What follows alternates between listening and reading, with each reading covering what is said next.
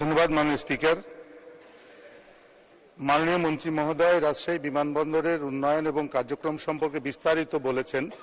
আমি অল্প একটি সম্পূরক প্রশ্ন করব, দুটি সম্পূরক প্রশ্ন করব। একটি, যেহেতু উনি পর্যটন মন্ত্রণালয়ের দায়িত্বের মন্ত্রী এবং বেসামরিক বিমান ও পরিবহন পর্যটন মন্ত্রী, রাজশাহী বিমানবন্দরে বিশেষ করে শীতকালে যে সমস্যাটা হয় সেটি হলো, সব বিমানবন্দরই হয়, তো রাজশাহীতে এখন যে কাজগুলো চলছে তা হয়তো শেষ করতে সময় লাগবে, তবে আধুনিক যন্ত্রপাতি যত দ্রুত বসানো সম্ভব হয়, না হলে রাজশাহীতে ল্যান্ডিং এবং উড্ডয়নে লাইটিংয়ের যে ব্যবস্থা তা খুবই অন্তরায় সৃষ্টি করছে।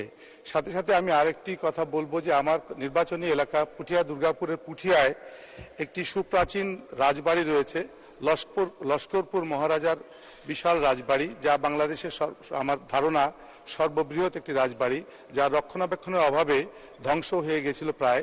মাননীয় প্রধানমন্ত্রী জননেত্রী শেখ হাসিনা 2009-10 অর্থ বছরে এবং 12-13 অর্থ বছরে যে অর্থ বরাদ্দ দিয়েছিল তা দিয়ে গণপূর্ত বিভাগ এইটাকে প্রশ্ন করুন মাননীয় সদস্য, প্রশ্ন করুন। মাননীয় স্পিকার, আমি বলছি সেটি হলো যে পর্যটন কেন্দ্র করার কোনো চিন্তা আপনি করবেন কিনা পুঠিয়া রাজবাড়ি কেন্দ্র করে।